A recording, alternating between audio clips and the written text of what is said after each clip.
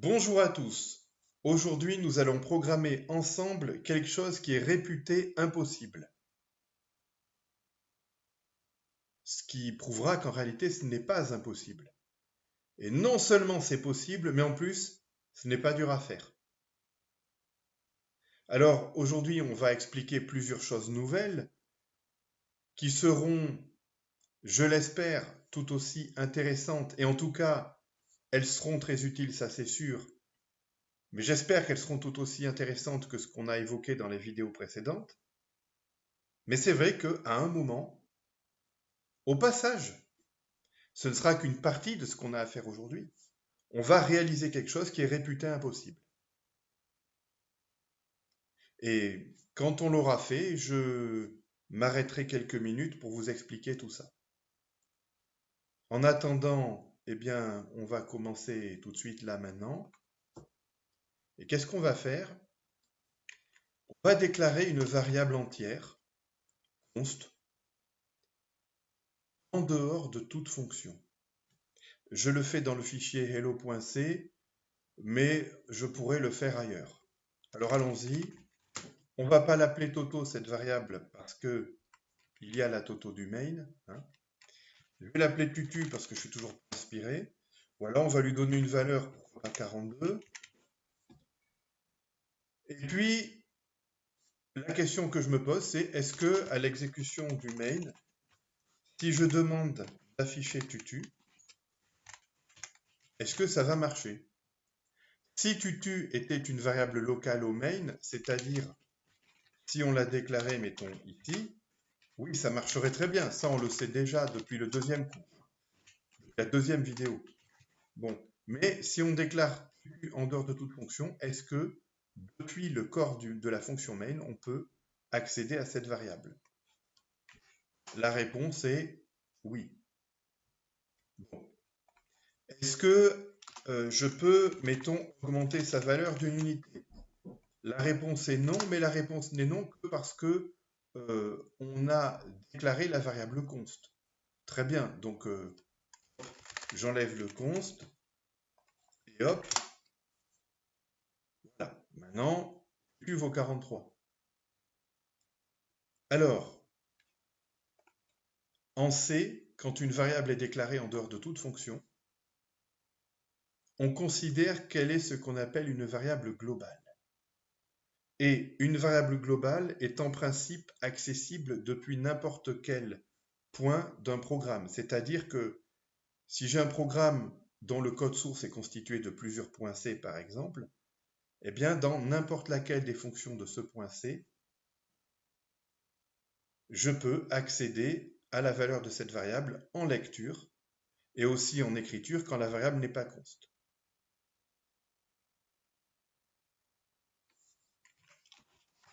Preuve de la chose, je vais déclarer une fonction à qui je vais donner un nom très très bidon, qui va prendre 0 paramètres, et le seul rôle de cette fonction, c'est de faire tutu++. Voilà. Et donc, dans le main ici, je fais un premier tutu++ et j'affiche tutu. On s'attend comme tout à l'heure à avoir 43, évidemment. J'appelle la fonction f en lui passant 0 paramètres, puisqu'elle prend 0 paramètres. Voilà. Et puis après, je vais réafficher tutu. Voilà. Donc, il y aura un tutu avant l'appel de f.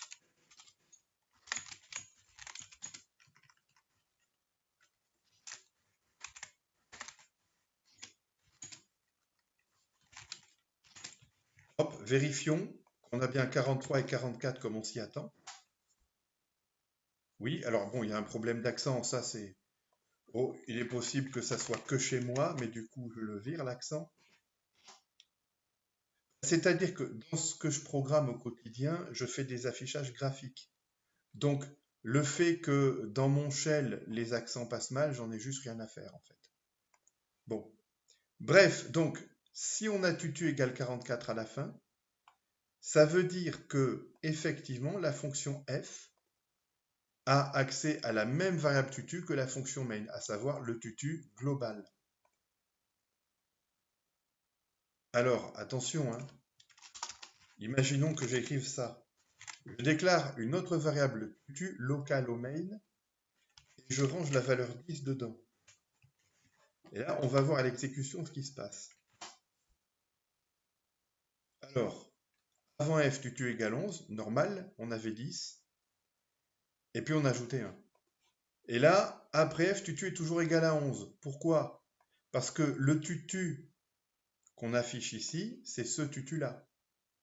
Si dans une fonction, une variable locale à la fonction a le même nom qu'une variable globale, elle la masque. Elle masque la variable globale, et la variable globale n'est plus accessible depuis la fonction en question.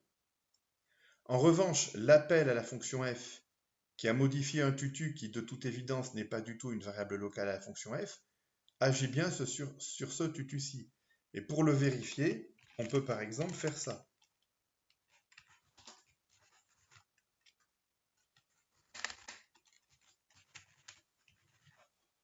Donc là, on s'attend à voir 11, puis 43, puis 11. J'avoue que si on a autre chose, je ne sais pas comment je vais pouvoir vous expliquer ce qu'il s'est passé. Je rigole pas. 11, 43, 11, ok, tout va bien. Donc là, vous pouvez voir un problème posé par les variables globales. Je veux dire, par exemple, si on oublie qu'une variable globale s'appelle u, eh bien, je peux par exemple la modifier sans le vouloir. Imaginons que la fonction f, en réalité, imaginons que dans cette fonction f, il devrait y avoir une variable tutu initialisée à je sais pas quoi, peu importe, et que dans le corps de la fonction, il se passe des choses, et puis des choses, et puis encore des choses, et puis au bout d'un moment, il faut incrémenter de 1, augmenter de 1 la variable tutu. Bon, eh ben, il n'y a pas de raison que ça ne marche pas, mais si vous oubliez juste ce mot-clé-là, int par exemple, eh bien, la valeur que vous allez donner là va en fait modifier votre variable globale du nom tutu, alors que ce n'est pas ça que vous voulez faire. Ça va probablement entraîner des problèmes plus tard à l'exécution si vous modifiez la valeur de cette variable globale sans le vouloir. Et le compilateur ne vous dira rien, parce que pour lui, si vous écrivez ça au lieu de préciser que tutu est une variable locale OF, à partir du moment où il y a une variable globale avec ce nom-là, pour le compilateur, tout va bien. Donc, on dit souvent aux apprentis programmeurs qu'il est rigoureusement interdit de se servir de variables globales. Le simple fait de déclarer des variables globales est considéré comme c'est carrément satanique en fait. Vous voyez, c'est absolument interdit de faire ça. Bon, alors soyons sérieux. La programmation, c'est avant tout un problème de technique, c'est pas un problème d'idéologie. Donc, vous allez écouter ce que j'ai à vous dire sur les variables globales. Vous n'oublierez pas d'écouter ce que d'autres personnes qui n'auront pas forcément le même avis que moi ont à vous dire sur les variables globales. Et après, vous ferez vos propres choix. Donc, j'enlève tout ça. Puis j'enlève tout ça. Et puis, imaginons la chose suivante. Je voudrais déclarer une variable globale, peut-être dans ce fichier hello.c, peut-être ailleurs, on va voir. Mais surtout, je voudrais que cette variable globale soit accessible à partir d'un autre fichier de mon programme. Donc, par exemple, je vais dans le module myregester.c. Par exemple, là, dans le main, actuellement, j'appelle cette fonction-ci, qui définit là, et mettons, je voudrais par exemple que cette fonction, quand on l'appelle, elle commence par afficher tutu égale temps, tutu étant une variable globale entière encore. Alors, je vais voir ce qui se passe si je la définis ici. Bon. Alors, on va même ajouter ici. Ici, on est en train d'exécuter cette fonction-ci, à ce moment-là, tutu vaut tant. Bon, je pense que vous voyez venir un problème, c'est que quand je vais recompiler, il va y avoir un souci. Au moment où le compilateur essaie de compiler le fichier myregester.c, il dit, voilà, vous faites référence à une variable tutu qui n'est pas déclarée. Pourquoi? Parce qu'elle est déclarée, mais dans un autre module. Bon. Alors, comment on peut régler ça? Il y a sûrement plusieurs manières de faire, mais pour l'instant, je vais en tester une, on va voir si ça marche. Ici, je vais écrire ceci, comme pour dire, quelque part, dans ce module, il existe une variable globale qui s'appelle tutu et qui est de type int, mais je vais dire que cette déclaration est externe. Autrement dit, le compilateur, même s'il ne trouve pas de définition d'une variable globale tutu dans le module myregester.c, il va dire au programmeur, OK, je te crois sur parole, il me dit que cette truc est bel et bien défini, mais ailleurs. C'est le sens du mot-clé externe. Donc, avec un peu de chance, ça va passer. Je ne vous le promets pas, je vous explique. Hein, il faut reconnaître les limites qu'on a. Hein. Le mot-clé externe, je m'en sers si rarement que si ça se trouve, je ne comprends pas bien ce qu'il signifie en réalité. Allons-y. On dirait que ça va, et la valeur dedans est 42, donc on est content. Alors, il faut bien comprendre ce qui se passe. Hein. Il faut bien comprendre ce qui se passe. Côté compilateur, cette déclaration avec le mot-clé externe devant empêche le compilateur de signaler une erreur et de s'arrêter comme il le faisait précédemment. Maintenant, du côté du module qui contient notre main, il y a ceci qui définit effectivement la variable globale tutu en lui affectant la valeur 42. Et je pourrais le mettre en const d'ailleurs puisque mon programme ne le modifie nullement, mais peu importe. Et ensuite, le main s'exécute. Vous le savez, c'est toujours la fonction main qui s'exécute quand on lance le programme.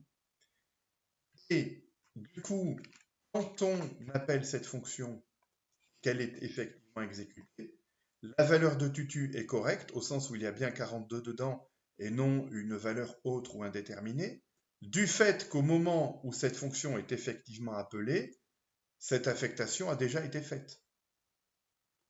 Voyons ce qui se passe si je ne mets pas de valeur ici.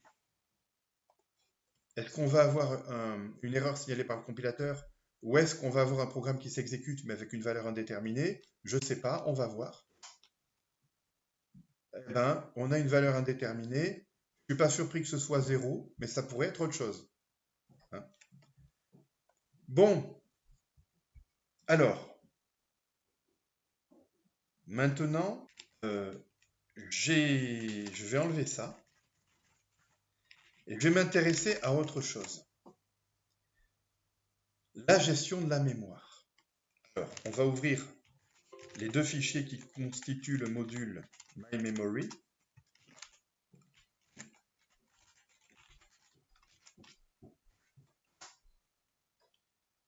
Voilà. Et on va s'intéresser à la chose suivante. On va compter les octets qui sont alloués. À chaque fois qu'on fait un appel à alloc ou à realloc, et on va compter les octets qui sont désalloués à chaque fois qu'on fait free. Vous me répondrez sans doute qu'on le fait déjà si vous avez suivi les vidéos précédentes. Là, dans les sections dites memory verbose, on affiche à l'écran tout ce qui est alloué et désalloué. Oui, mais ça ne nous dit pas combien d'octets ont été alloués dynamiquement en tout à n'importe quel moment du programme. On ne calcule pas le cumul. Et alors oui, j'insiste bien sur le mot dynamiquement.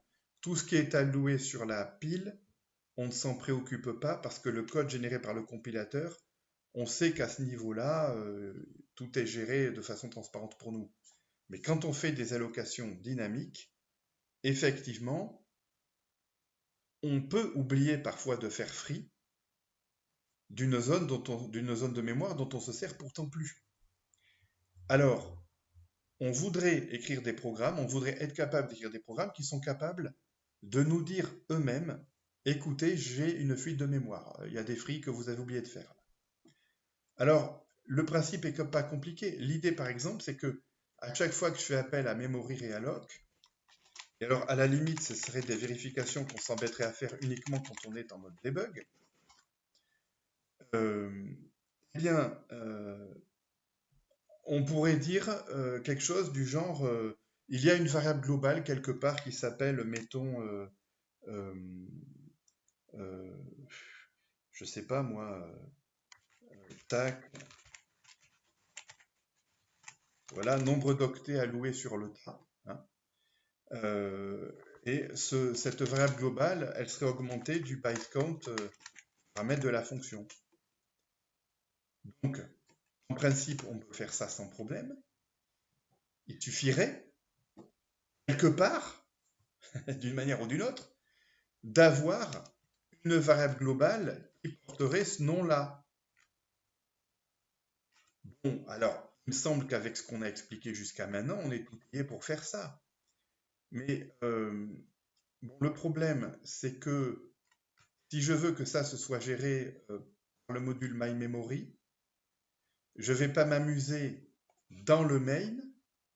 Il est où le main? Il est là. Je ne vais pas m'amuser, alors pas dans le main, mais dans le fichier qui contient le main, à déclarer cette variable ici. Donc, qu'est-ce que je vais faire? Je vais avoir envie de la déclarer plutôt dans le module myMemory. Et évidemment, c'est une variable qui va être déclarée const. Et puis, elle va être initialisée à 0, puisqu'au lancement du programme, il y a 0 octet alloué. Bon. Alors, voyons ce qui se passe si je définis cette variable ici, et si j'essaie de l'afficher depuis le main. Sachant que le main, il fait juste un module de myMemory.h. Hein. Il fait rien d'autre. Alors, hop. Qu'est-ce que je fais? Je vais écrire ça. Ah oui, non, au passage, il vaudrait mieux pas que ce soit un int, mais plutôt un size_t, un unsigned long int. Donc, printf help allocated byte count, et mon accent English, il est toujours aussi bon, égale LLU, du coup, %LLU, temps. Alors, la variable s'appelle comme ça. Donc là, tout de suite, je ne vois pas trop par quel miracle ça compilerait, mais on va vérifier. Donc voilà, il ne connaît pas cette variable. Alors, est-ce qu'il va suffire de déclarer un truc comme ça externe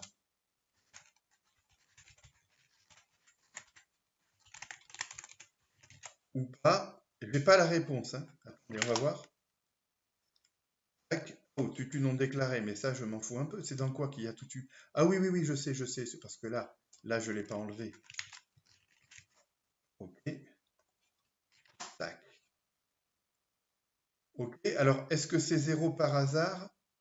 Ou bien est-ce que cette affectation-là a réellement été exécutée? Il me semble qu'elle devrait l'être, parce que du code écrit en dehors de toute fonction, alors on ne peut pas écrire n'importe quoi comme code en dehors de toute fonction, hein, mais du code écrit en dehors de toute fonction, il me semble bien qu'il est systématiquement exécuté, et même qu'il est exécuté avant l'appel au main. Mais comme 0, c'est une valeur qui pourrait se trouver là par hasard, on va en mettre une plus bizarre. Voilà. Est-ce qu'on voit 1805 affiché? Ok, donc là, on va dire que sans doute qu'il n'y a pas besoin de faire quelque chose de plus compliqué que ça pour pouvoir accéder à cette variable dans le main. Ok, très bien. Mais bon, j'ai voulu tester ça. Attendez, je suis en train de me demander pourquoi j'ai voulu faire ça. En fait, j'ai voulu faire ça pour m'assurer que je ne vais pas avoir besoin tout à l'heure de vous expliquer encore autre chose pour que ce que je commence à faire là fonctionne. Voilà. Est-ce qu'il y a quelque chose que j'aimerais ne pas avoir besoin d'expliquer aujourd'hui? Et évidemment, si j'en ai finalement besoin, je le ferai. Ça rallongera la durée de la vidéo, ça va faire chier tout le monde. Mais bon, Mais voilà, j'ai fait ça pour essayer de voir si j'allais en avoir besoin. Et vu le résultat de ce test, je pense que j'en aurai pas besoin. J'espère que je me trompe pas en disant ça. Mais dans l'absolu, on n'a pas à accéder à cette variable depuis le main. Voilà. Bon. Alors, a priori, il suffit d'enlever ça pour qu'on n'y ait plus accès, bien que c'est une variable globale. Voilà, ok, je suis rassuré. Bon. Donc, maintenant, on a donc cette variable globale qui existe, qui est déclarée là, qui peut donc être accédée par n'importe quelle fonction du module myMemory. Et il se trouve que je n'ai pas besoin, jusqu'à preuve du contraire, de la déclarer externe dans un autre module, parce qu'il n'y a que des fonctions du module myMemory qui auront vraiment besoin de lire ou d'écrire dans cette variable. Bref, alors, quand on fait un alloc, on fait ça.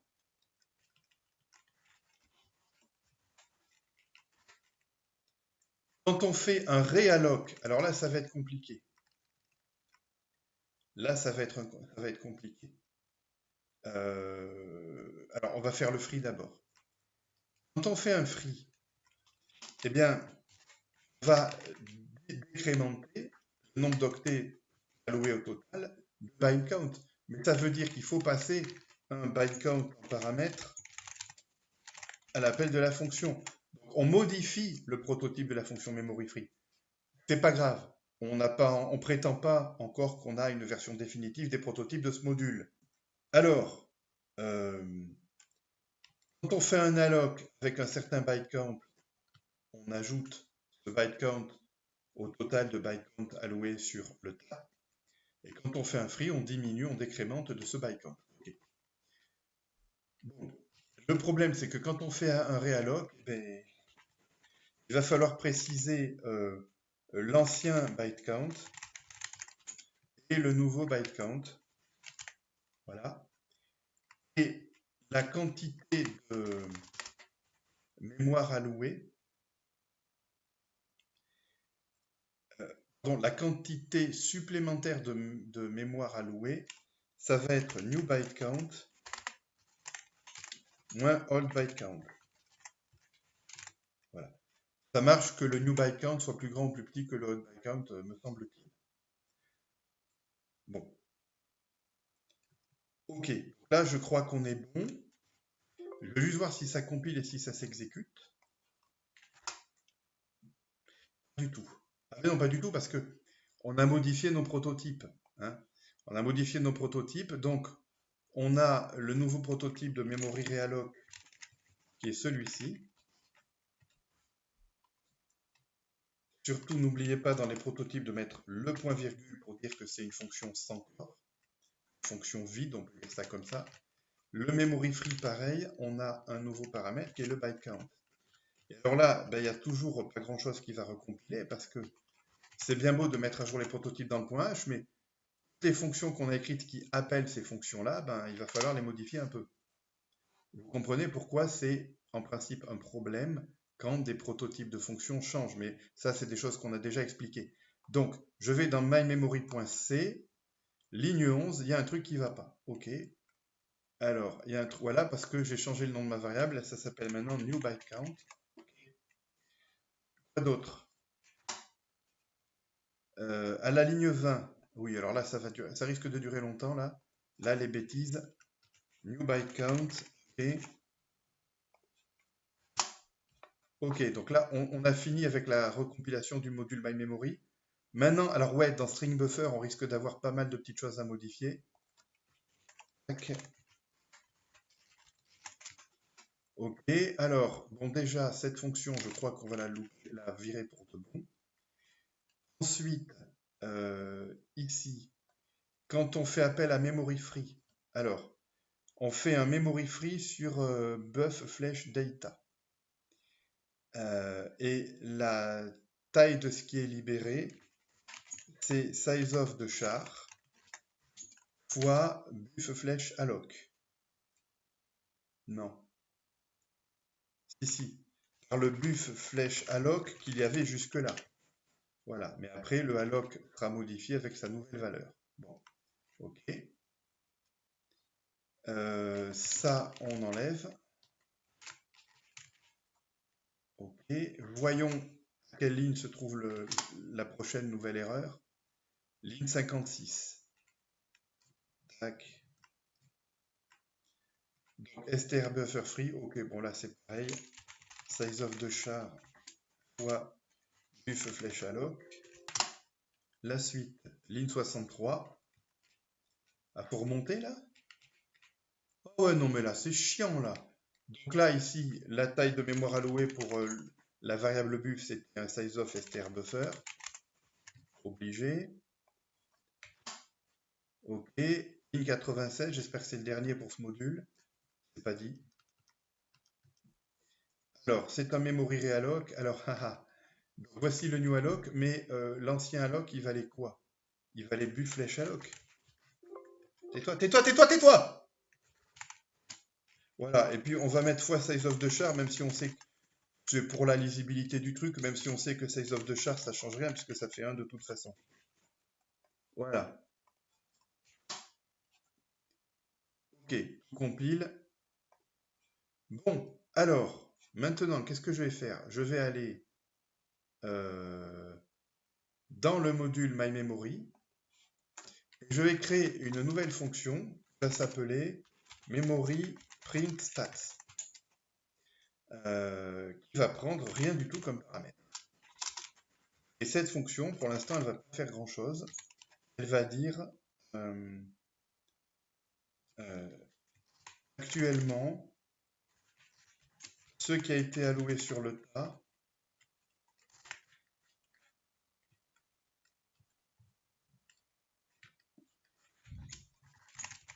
en octet, ça donne ça. On peut mettre un point à la fin de la phrase. Bon. Et donc, cette fonction, elle fait que ça, en tout cas pour l'instant, dans cette première version. Je ne sais pas si on fera plus aujourd'hui. Hein. Tac, tac. Et évidemment, si on veut pouvoir appeler cette fonction depuis n'importe quel module, on va la déclarer là. Et à la limite, cette fonction, ça serait bien qu'elle n'existe qu'en mode debug. De toute façon, ouais, de toute façon, on modifie ces valeurs-là que quand on est en mode debug. Donc, cette fonction, on va la définir seulement en mode debug. Et cette définition de variable globale aussi.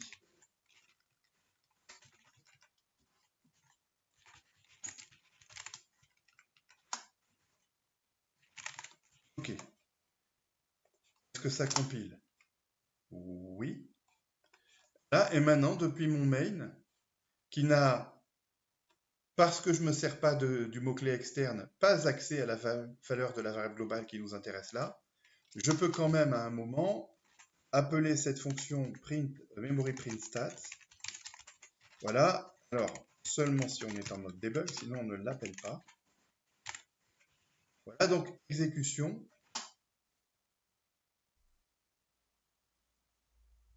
OK. Alors maintenant que j'y pense, de toute façon, on ne fait pas d'allocation de mémoire dynamique. On ne fait pas d'allocation de mémoire dynamique dans ce programme. Oh. Ça va pas, ça va pas, ça va pas. Ça va pas, on va créer un programme qui fait d'allocation mémoire dynamique. Voilà, on va pas faire compliqué. On va déclarer un str buffer étoile. On va encore appeler Toto. Voilà. Ça va être la conversion d'une cstring normale en str buffer de pas cette phrase-ci. Ah non, on va la mettre à jour. Nous sommes le... Alors on n'est pas le 15 septembre 2025, aujourd'hui on est le 22. Nous sommes le 22 septembre 2025. Je suis en train d'expliquer comment compter les octets alloués dynamiquement au fur et à mesure des appels à memory alloc, memory free, etc. Alors, dans le etc., il y a memory realloc, sans doute. Donc, je fais ça. Je fais un appel à memory print stat. Ensuite, je vais désallouer la chaîne Toto dont je ne me sers plus. Je vais quand même l'afficher au cas où. Voilà. Alors, est-ce que ça compile ou est-ce qu'il y a une subtilité qui m'échappe? Ça compile. Alors, voilà. Là, on peut voir la trace de toutes les allocations. Alors oui, les accents. Au fur et à mesure, voilà. J'enlève l'accent, je suis donc obligé d'introduire volontairement une faute de français juste pour que l'affichage vous agresse un petit peu moins les yeux. Ok, voilà. Donc, on commence par allouer 16 octets. Je ne sais pas pourquoi, je crois que oui, c'est la struct du strbuffer. Ensuite, on alloue 177 octets. Ça veut sûrement dire que là, il y a exactement 177 caractères dans cette chaîne. Et au total, ça fait bien 193 octets alloués, effectivement. Très bien. Ensuite, je fais appel 2 fois à free. Hein, d'abord le free sur cette partie-là, et ensuite le free sur la struct. On risque d'être ennuyé si on essaie de faire le contraire, mais je pense que ça, vous l'avez compris depuis un certain temps. Et alors, ce qu'on va faire, c'est qu'on va refaire appel à memorystat, après avoir fait appel à strbuffer destroy. Et là, vous allez voir, mais il n'y a aucune magie là-dedans, c'est absolument normal. Ben, la première fois qu'on appelle la fonction memoryPrintStat, on nous dit qu'on a alloué 193 octets au total sur le tas, alors que après l'appel à strbuffer_destroy de Toto, ben, ce compteur est retombé à 0, ce qui est normal. Qu'est-ce qui peut me permettre de garantir qu'il n'y a pas de fuite de mémoire dans ce programme? Eh bien, ce serait tout simplement de vérifier systématiquement, au moment où on quitte le programme, que le byte count est bel et bien retombé à 0. Eh bien, pour cela, je vais appeler, là encore uniquement en mode debug.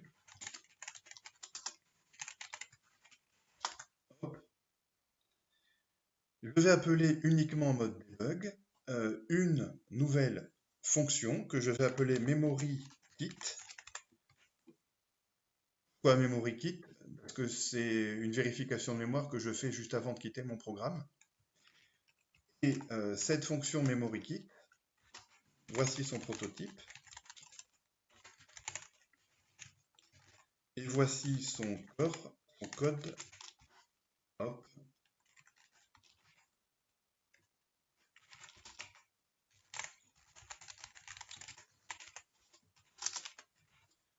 Donc, c'est pas compliqué. Si jamais, au moment où on appelle cette fonction, cette variable globale est égale à 0, on ne fait rien.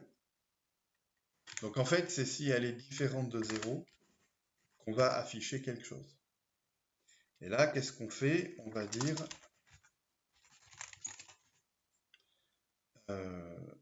ce programme. Alors, on va écrire error en gros, histoire que ça ne nous échappe pas si ce message s'affiche. Ce programme a au moins une fuite de mémoire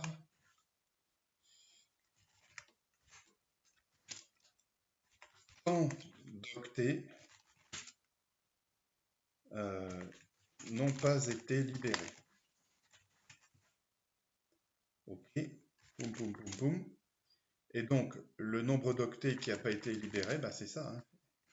C'est pas compliqué. Voilà. Donc, je réexécute mon programme et je vais constater que ce message ne s'affiche pas, ce qui est normal. Voilà. Maintenant, imaginons que j'oublie l'appel destructeur de Toto.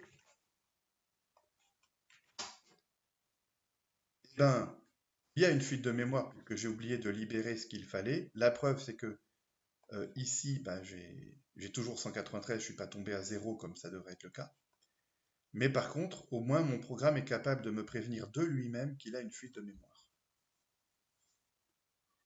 Alors, notez qu'il existe des outils qui peuvent vous servir à détecter des fuites de mémoire dans un programme que vous écrivez. Voilà, il faut juste penser à les utiliser délibérément dans les bons moments et tout ça. Moi, j'estime, c'est un choix personnel et chacun fait comme il l'entend. Moi, j'estime que si je suis capable d'écrire des programmes qui détectent eux-mêmes d'éventuelles fuites de mémoire dans le code que j'écris, j'ai pas besoin de sortir l'artillerie lourde. Et en plus, c'est fait automatiquement. Je veux dire, à chaque fois que j'entame la création d'un nouveau logiciel, eh bien, dans le main, je mets systématiquement un truc de ce genre à la fin et c'est réglé. C'est réglé. Bon, regardez, je vais désactiver mes deux appels à printstat.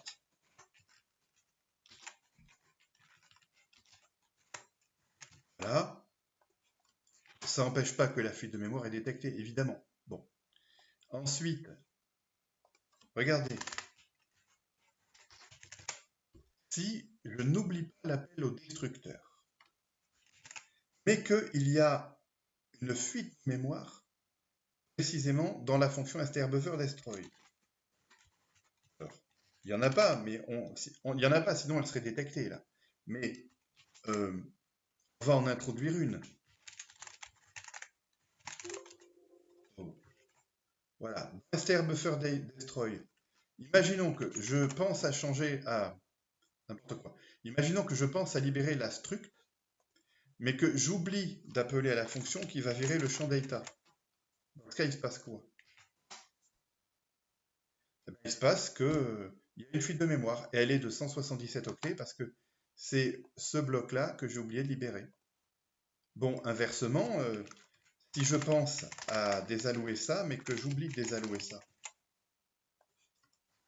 il y aura aussi des fuites de mémoire, mais de 16 octets seulement cette fois-ci.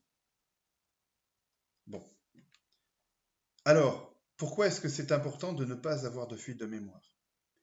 Parce que je veux dire, dans un cas comme ce petit programme-ci, ça a zéro importance. Le programme ne fait pas grand-chose. Avec tout ce qu'il alloue, il ne risque pas de remplir la mémoire de notre ordinateur. Et puis, au moment où le programme se termine, il y a quelque chose dans l'environnement qu'il exécute qui va de toute façon libérer toute la mémoire que notre programme avait allouée, que ce soit statiquement ou dynamiquement. Donc, une fois que le programme termine son exécution, il n'y a plus réellement de fuite de mémoire.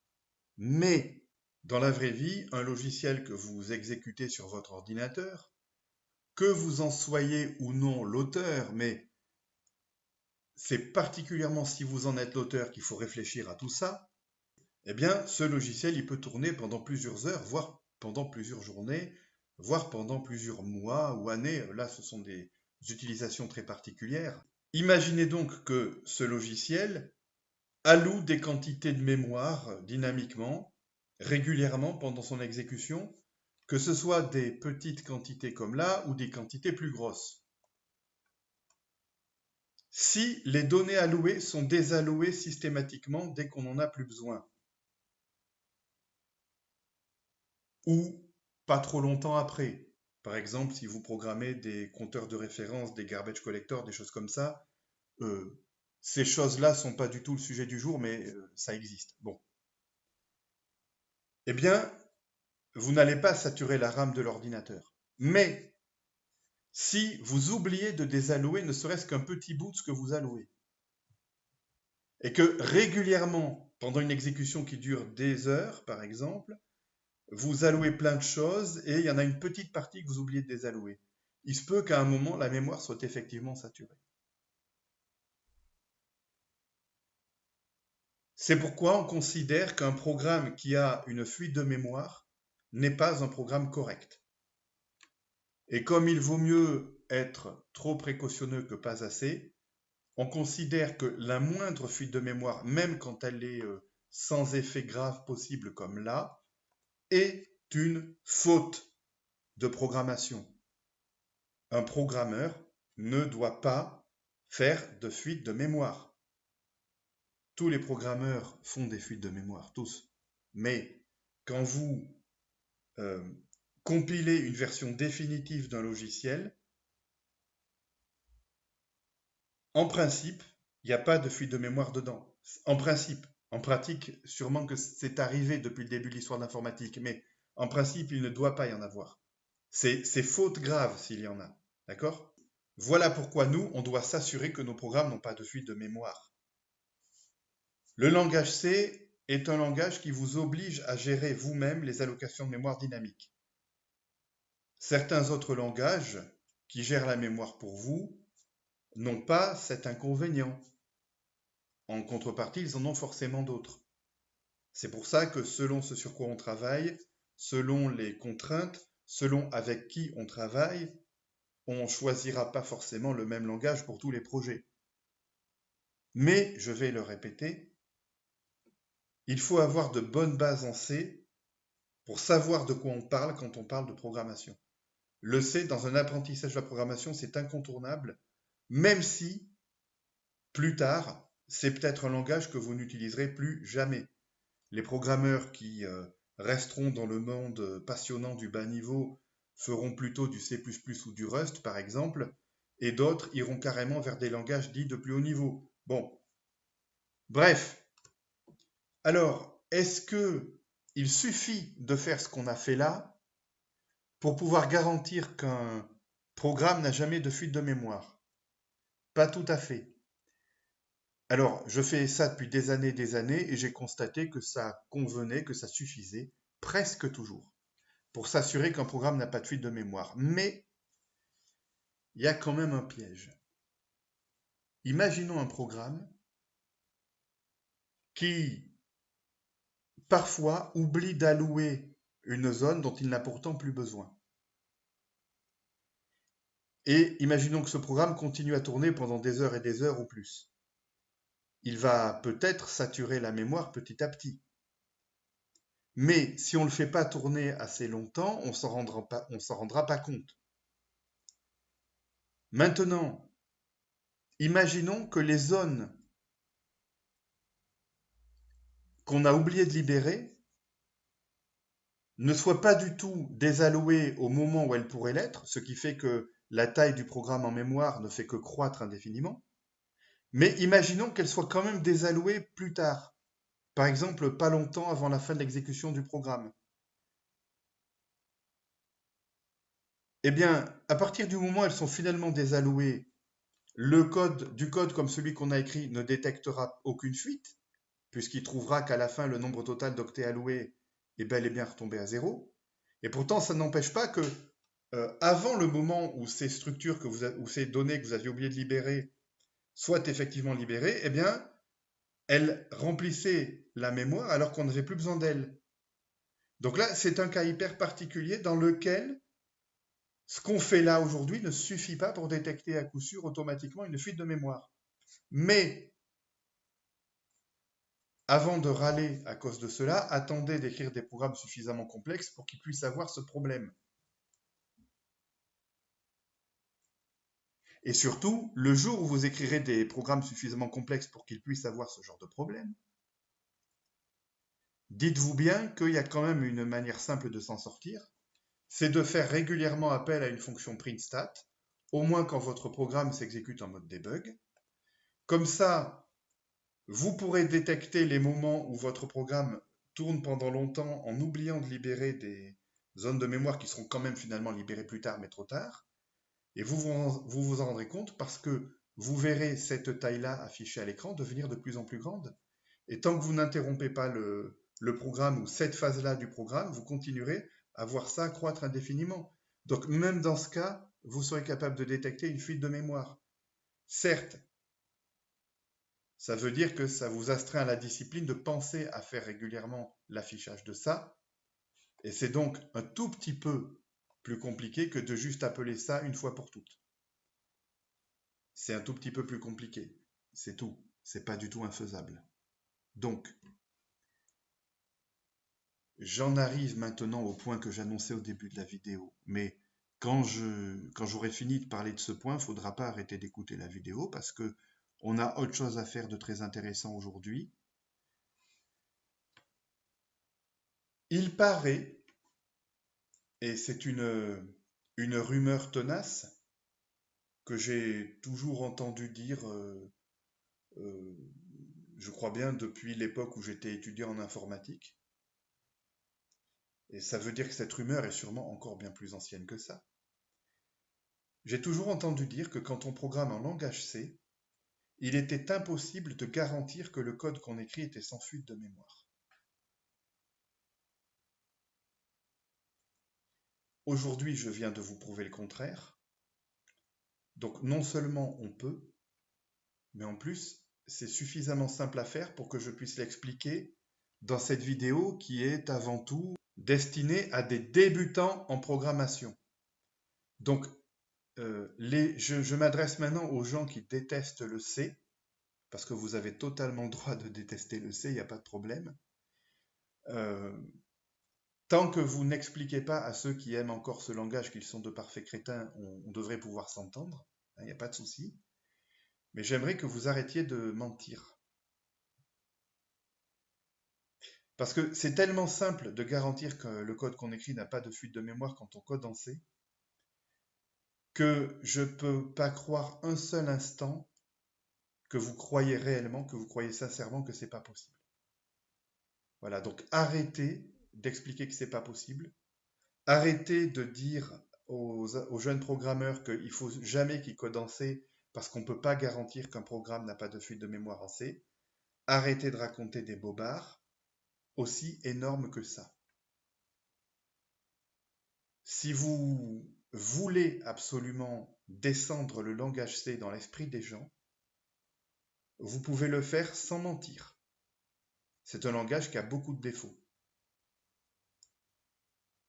Donc, vous n'avez pas besoin d'inventer des mensonges et des faux arguments. Par ailleurs, je vous suggérerais aussi, mais là c'est une requête moins forte de ma part que la précédente, je vous suggérerais aussi, plutôt que de dénigrer ce langage, ou de dénigrer quelque langage que ce soit d'ailleurs, juste expliquer autour de vous, à votre échelle quelle qu'elle soit, pourquoi tel langage que vous kiffez est génial. Voilà. Voilà. Vous n'avez pas besoin de défoncer le langage C pour vendre un autre langage, il me semble. Bref, alors, on va revenir sur la prise de notes. Regardez ce que j'avais écrit. Variable globale, pardon. On en a parlé. Et je comptais aborder notamment deux structures utiles. C'est-à-dire que moi, quand j'écris un programme un peu sérieux, j'ai toujours deux variables globales dans mon code. Alors, dans un passé pas si lointain que ça, une seule me suffisait, mais peu importe. J'ai toujours deux variables globales dans mon code. Et elles ont un nom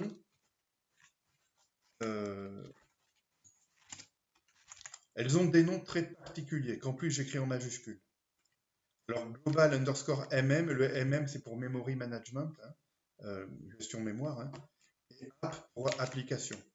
Bon, j'ai deux variables globales dans tous mes programmes. Il n'y en a que deux et elles ont des noms tellement particuliers que je ne risque pas de confondre une de ces deux variables et une variable locale qui pourrait porter le même nom parce que je donne jamais ces noms-là à une variable locale. Voilà, donc je suis désolé, mais à partir de ce moment-là, je ne vois pas pourquoi certaines écoles de pensée voudraient m'interdire d'employer des variables globales, surtout qu'en langage C, pour faire ce que je fais, il faut des variables globales, on ne peut pas faire autrement. Après, si vous codez en autre chose qu'en C, peut-être que vous pouvez vous passer totalement de variables globales. Il me semble bien qu'il y a des langages dans lesquels c'est possible, et dans ce cas, ben, allez-y, faites-vous plaisir. Interdire les variables globales à quelqu'un qui programme en C, ça aide pas. Et donc, pourquoi dans tous mes programmes il y a ces deux variables globales?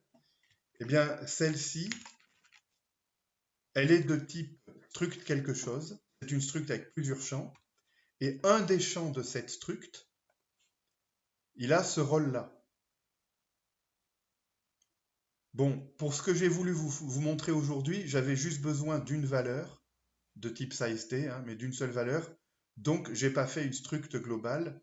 Hein, ma variable globale, elle est juste de type size t et elle n'a pas non plus un nom de ce genre-là qui peut éviter de se tromper après quand on code.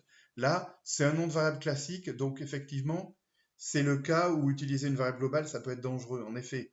Mais c'est pas grave, j'ai fait ça pour vous montrer aujourd'hui comment on pouvait garantir qu'un programme qu'on écrit n'a pas de fuite de mémoire. Bon, alors, vous pouvez garantir que le code que vous écrivez n'a pas de fuite de mémoire. Mais là, par exemple, dans le programme que j'exécute aujourd'hui, il y a mon code et il y a aussi du code qui vient des bibliothèques standards. S'il y a une fuite de mémoire dans les bibliothèques standards du langage, moi, j'y peux rien. Et si je veux détecter, donc en fait, quand vous programmez en C, vous ne pouvez pas garantir, rien qu'avec ce que je viens de vous montrer là, que le code des bibliothèques sur lesquelles vous vous appuyez, que ce soit des bibliothèques standards ou autres, est garanti sans fuite de mémoire. Donc, connaissez bien les bibliothèques que vous utilisez. Les bibliothèques standards du langage C, je pense qu'on peut dire qu'elles sont garanties sans fuite de mémoire.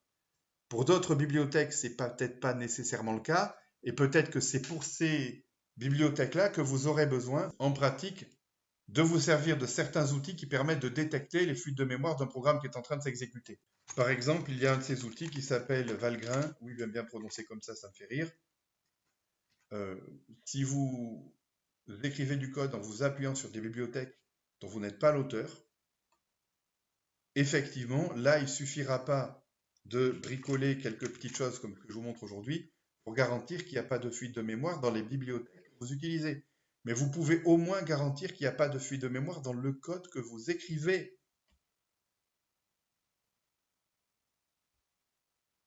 Et c'est nécessaire de le faire. Je vais vous le redire, un programme qui a la moindre fuite de mémoire n'est pas considéré comme un programme correct. Bref. Alors, l'autre variable globale que j'appelle app comme application, c'est elle aussi une struct qui en général contient beaucoup de champs. Pourquoi? Parce que c'est une variable globale qui me permet, dans laquelle je vais ranger toutes les données dont j'ai besoin que le programme que j'écris ait tout le temps en vue. Les données auxquelles je veux pouvoir tout le temps accéder depuis n'importe quelle fonction, au lieu de définir 50 000 variables globales, je vais créer une seule variable globale pour ça. Et cette variable globale, ce sera juste une struct avec énormément de champs, autant de champs qu'il faut. Alors non, attention, global, mm et app ne sont pas des structs, ce sont des pointeurs de structs.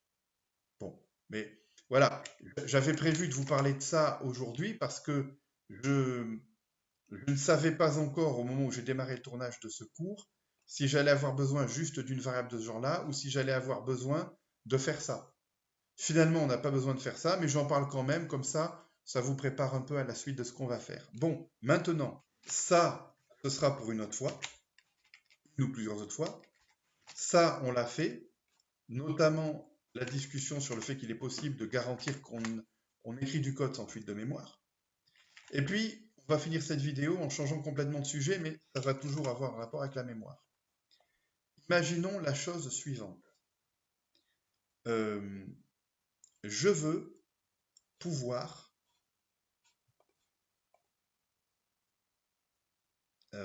attendez, je ne vais pas sauvegarder mon note.txt. Je voudrais avoir une fonction qu'on pourrait appeler comme ceci. On lui passe en paramètre un pointeur vers une zone de mémoire qui peut contenir n'importe quoi. D'ailleurs, elle n'a pas nécessairement été allouée dynamiquement, cette zone, peu importe. Et je donne une taille de données, c'est-à-dire qu'à partir de l'adresse qui est stockée dans le pointeur PTR, je vais m'intéresser au byte count octet qui se trouve à partir de cet endroit-là. Cette fonction, elle va vous afficher en hexadécimal, octet par octet, le contenu de cette zone de mémoire. N'ayez pas peur, ça va bien se passer. Alors, regardez, je vais dans mymemory.c et je vais écrire le corps de cette fonction. Alors, première chose, vous savez qu'un void étoile, c'est un pointeur de type quelconque. Quelconque, ça veut dire que les données qu'il y a dedans, ma foi, on ne sait pas si ce sont des chars, des int ou encore autre chose. Mais, moi, je veux accéder à la zone pointée par PTR, octet par octet. Donc, ce qui va m'intéresser, ce sera de caster PTR en pointeur d'unsigned char. Et même double const allègrement. Hein. Alors, unsigned char, alors je vais l'appeler même, la zone de mémoire qui m'intéresse, ce sera la conversion en unsigned char étoile de PTR. Et ensuite, je vais écrire pour i allant de 0 jusqu'à bytecount moins 1. Qu'est-ce que je fais? Eh bien, je vais afficher même de i. Mais le problème, c'est que même de i, c'est une valeur entre 0 et 256. Pardon, entre 0 et 255, puisque c'est un unsigned char. Donc, je pourrais dire, OK, ça je sais faire. Je vais faire printf. Je vais afficher ça comme un entier. Mettre un espace après, soyons précautionneux. Voilà, et je vais afficher même de i. Bon, pour l'instant, je ne parle pas d'hexadécimal, on est bien d'accord, mais on va y venir. Et puis, à la fin, par pure précaution, après le for, je vais, une fois pour toutes, passer à la ligne. Bon. Alors, maintenant, je reviens dans le main. Et puis, par exemple, je vais reprendre cette chaîne de caractères-ci. Alors, je ne vais pas l'appeler Toto, je ne veux pas deux variables Toto dans le main. Eh bien, on va l'appeler Tutu, voilà. Hein. Donc, si Tutu est une chaîne régulière, on affiche ça, sinon on affiche ça. OK. Et puis, je vais faire memory dump. Voilà. Je passe comme premier paramètre à la fonction l'adresse Tutu. Et le byte count, alors le byte count, c'est quoi? Ça va être strlen de Tutu, plus 1. N'oublions pas que Tutu est une chaîne standard du langage C, il y a donc un octet en plus, nul en fin de chaîne. Bon, eh ben, j'appelle cette fonction memory dump. Hop. Oh oui, t'as raison de m'emmerder pour ça, hein, espèce de grosse merde. T'as bien raison. Putain, t'as bien raison, hein? Alors, allons-y, c'est où? C'est où? C'est où? Ça me gonfle. Allez, hop. Voilà. Voilà. Donc, ici, on a le memory dump de la zone de mémoire qui commence à l'adresse tutu et qui se termine strlen de tutu plus 1 octet plus loin. Donc, on n'est pas surpris que la dernière valeur soit un 0, c'est l'octet nul de fin de chaîne. Et ici, on a le code sur 8 bits. Et ici, on a les codes sur 8 bits, d'ici à là, de tous les caractères, un par un, là, qui vont de ce N majuscule jusqu'au S final. Bon. Alors, côté mise en page, c'est pas commode à lire, parce que certains de ces nombres ont ont un chiffre, certains en ont 2 et certains en ont 3. Donc, on ne peut pas facilement faire une mise à jour bien carrée. Alors, remarquez, on pourrait régler le problème en disant, si le nombre n'a qu'un seul chiffre, c'est-à-dire s'il est strictement inférieur à 10, on va afficher d'abord 2 0 et ensuite même 2i. Si même 2i est inférieur strictement à 100, enfin, sinon, s'il est, je recommence. S'il est strictement inférieur à 10, on affiche 2 0 avant. Sinon, s'il est strictement inférieur à 100, on affiche 1 0 avant. Et sinon, eh ben, on affiche entièrement. Hein. Et ben, en fait, on va le faire. Hein, d'accord? Donc, par exemple, je vais faire ça. Voilà. Si C est strictement inférieur à 10, j'affiche 2 fois 0 i même 2i. Sinon si, alors le sinon si, on n'a pas vu ça. Même dans la vidéo sur les si, alors sinon, je ne vous ai pas mentionné l'existence du sinon si. J'ai honte, parce que c'est un peu nul comme oubli. Mais cela dit, quand je vois ce qu'il y a dans la vidéo, notamment l'usage des switches qu'on fait, vous allez me dire dans quelle vidéo pour débutants vous avez vu deux usages à la fois aussi différents et aussi utiles du switch. Ah non mais, hein. Sinon, si c'est plus petit que 100, ben, on affiche... alors, surtout pas mettre de point virgule ici, sinon la partie du else-if, elle est vide. C'est une instruction vide. Hein. On n'affiche qu'un chiffre. Et sinon, alors, sinon si, on pourrait en mettre 15 à la suite si on voulait. Hop, eh bien, on affiche juste même 2i. Donc là, chacun des chiffres va être affiché sur exactement 3 colonnes. Alors, c'est déjà plus lisible. Bon, alors en fait, on n'a pas besoin de mettre ça en hexadécimal. Hein.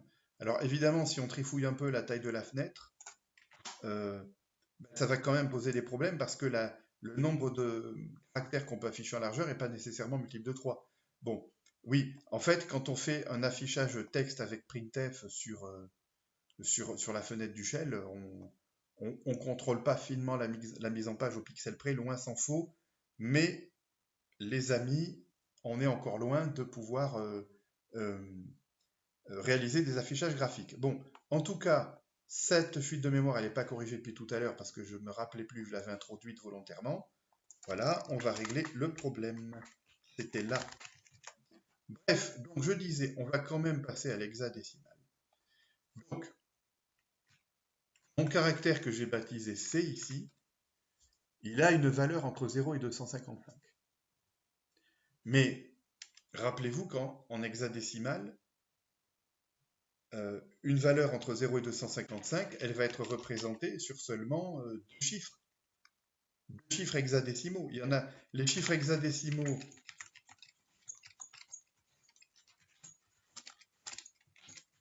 Les voici, il y en a 16.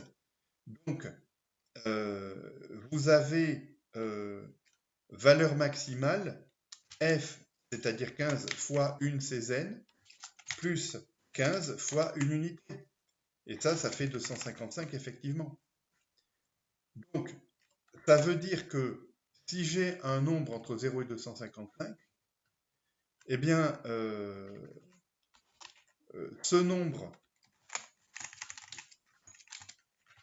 va être égal à premier chiffre fois 16, plus deuxième chiffre fois 1.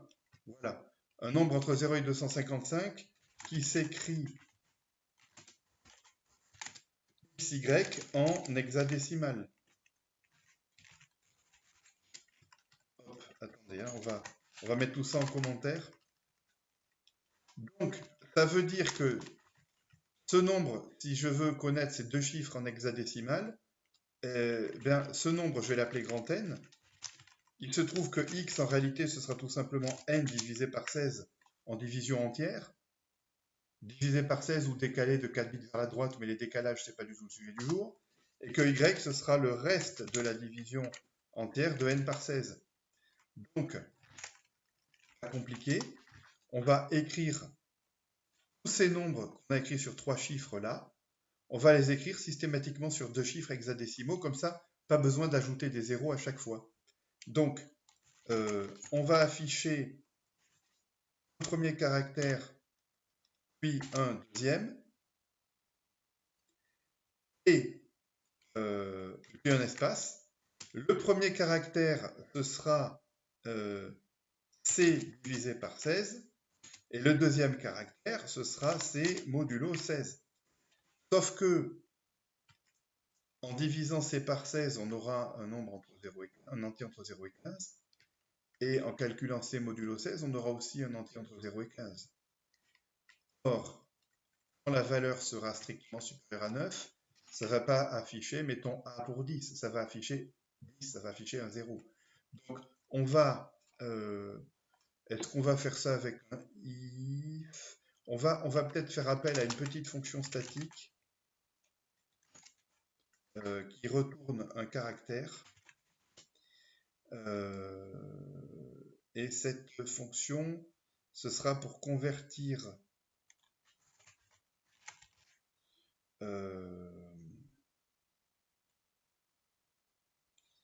un chiffre en hexa. Ouais. Chiffre décimal. Non. Non. Ce sera pour convertir un nombre écrit en décimal en un seul chiffre hexadécimal.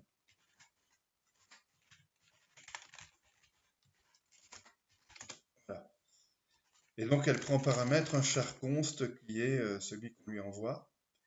Je vais l'appeler ch, donc petit n, voilà. Donc, petit n, ce sera x la première fois qu'on va appeler la fonction y, la deuxième fois qu'on va l'appeler. On va appeler cette fonction, deux fois, une fois pour afficher c divisé par 16. Oh putain, allez, clavier, tu m'embêtes. Une fois pour appeler c divisé par 16. Et une fois pour appeler pour afficher c modulo 16. Voilà, et que va faire cette fonction? Eh bien, c'est pas compliqué. Déjà, mode debug, attention, si jamais... Oh putain.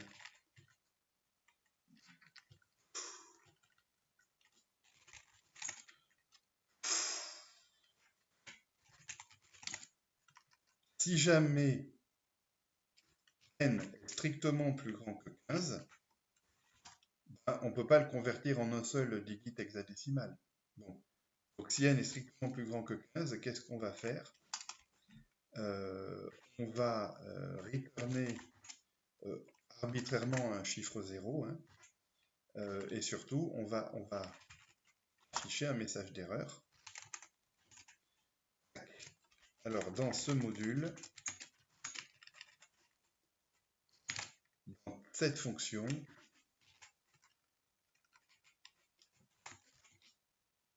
alors ce paramètre-ci, qui a telle valeur, est trop grand. Et donc la valeur, c'est celle de n. Ok, sinon, qu'est-ce qui se passe? Il se passe que si n est plus petit que 10, eh bien, on va faire return ceci.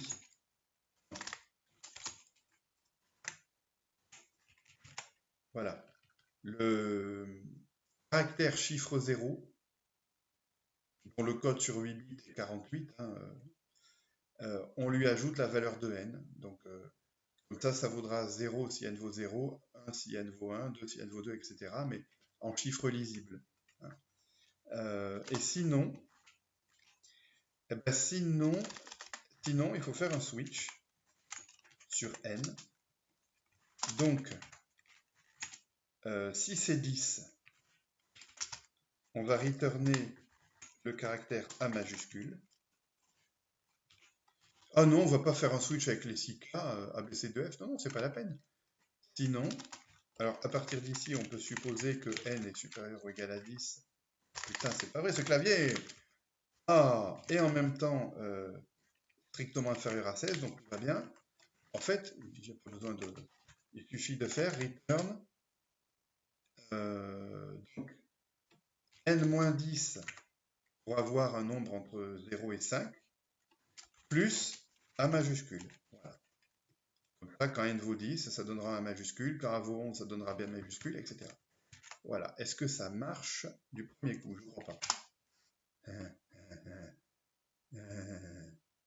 Compatible pointer type, ah bon? Attends, il y a un truc là que je pige pas là.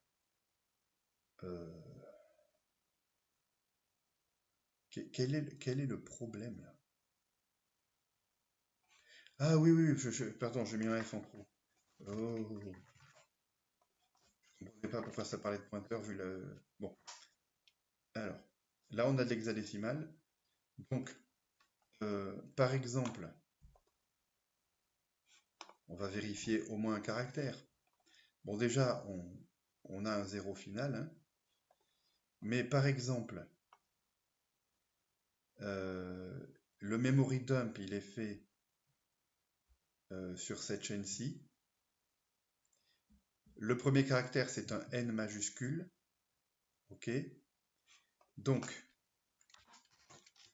A, B, C, D, E, F, G, H, I, J, K, L, M, N. Ouais, je compte de tête, je commence à fatiguer à cette heure-ci. Donc, 0, 1, 2, 3, 4, 5, 6, 7, 8, 9, 10, 11, 12, 13. OK. Donc la 14e lettre de l'alphabet, mais surtout le A majuscule, c'est 65. Donc 65 plus 13, ça fait 78. Est-ce que le nombre qui est là, 4E, c'est 78 affiché en hexadécimal? 4 fois 16, ça fait 64, et E, c'est 14, et 64 et 14, c'est bien 78. C'est correct. Bon, alors si c'est correct pour le premier caractère de la chaîne, il y a peu de risque qu'il y ait des erreurs plus loin. Voilà, donc là on a fait une fonction memory dump qui vous affiche le contenu de n'importe quelle zone de la mémoire. Alors du moment que c'est une zone à laquelle vous avez légitimement l'accès en lecture, mettez pas une adresse quelconque en dur. Ça ne marcherait que par chance et encore. Bon. Et donc ça vous permet de visualiser n'importe quel bloc de mémoire que votre programme a la légitimité à manipuler et de l'afficher bit par bit en fait. Vous pouvez voir exactement les valeurs des bits. C'est affiché, chaque octet est affiché comme un nombre hexadécimal à 2 octets. Pardon, je recommence. Chaque octet est affiché comme un nombre oh, c'est pas vrai. Chaque octet est affiché comme 2 chiffres hexadécimaux, exactement 2 chiffres hexadécimaux, et chacun de ces 2 chiffres est donc un nombre entre 0 et 15 que vous pouvez écrire en binaire avec des 0 et des 1. Donc, c'est la manière la plus généraliste d'afficher un bloc de mémoire, quelle que soit la nature de ce qu'il contient. Évidemment que ce n'est pas du tout le plus lisible, et ça peut servir quand on fait des débogages dans les cas où des méthodes plus douces ne fonctionnent pas ou ne suffisent pas. On ne s'amuse pas à appeler ce genre de fonction sur n'importe quelle donnée qu'on manipule à tout bout de champ, rassurez-vous, parce que lire ce genre de truc-là, on appelle ça un dump hexadécimal, c'est pas très agréable. Bon, alors pourquoi je vous montre déjà ça? Eh bien, notamment parce que ça nous permet un peu de manipuler de l'hexadécimal nous-mêmes grâce à ce genre de purée. C'est pas possible, c'est même pas le clavier là, c'est la souris. Grâce à une fonction comme cette saleté-là, par exemple, voilà. Et ensuite, on va faire mieux. Et promis, je vous laisse tranquille ensuite. On va faire mieux, et vous allez voir, vous allez voir. Alors, je sais plus. Je sais plus. Il s'appelle comment ce fichier? Char type, ok. Regardez ça. Chaque octet C qu'on doit afficher. Si jamais c'est un regular char. Alors, le problème c'est que le paramètre de regular char, c'est pas un unsigned char, c'est un char tout court. Très bien. Donc je vais caster en char la valeur de C. Voir si c'est un regular char. Parce que si c'est un regular char, je ne veux pas afficher un dump hexadécimal. Enfin, je ne veux pas afficher la valeur de l'octet en hexadécimal. Dans ce cas, je veux faire un truc plus lisible pour nous.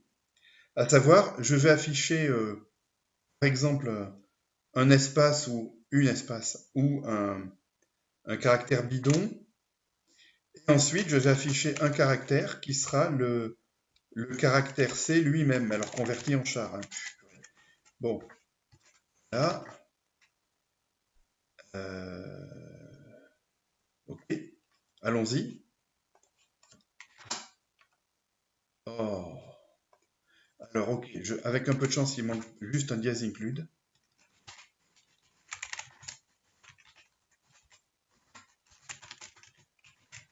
Ok.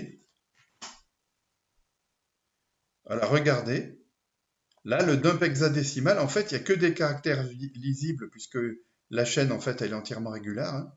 Il n'y a que des caractères lisibles. Alors certes, ils sont séparés. Attendez. J'ai oublié un espace ici. Putain. Et il est passé en mode override sans me dire, ce putain de clavier de merde. Oh! Voilà.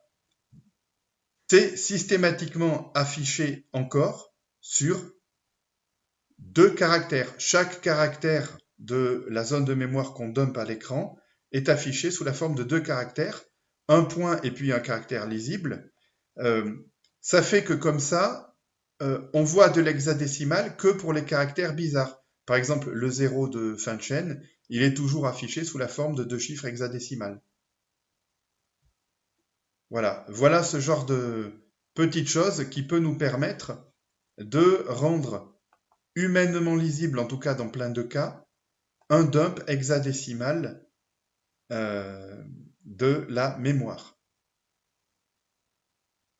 Bon, je vais enlever ça. Je crois bien que cette fois, on a absolument parlé de tout ce que je voulais faire aujourd'hui.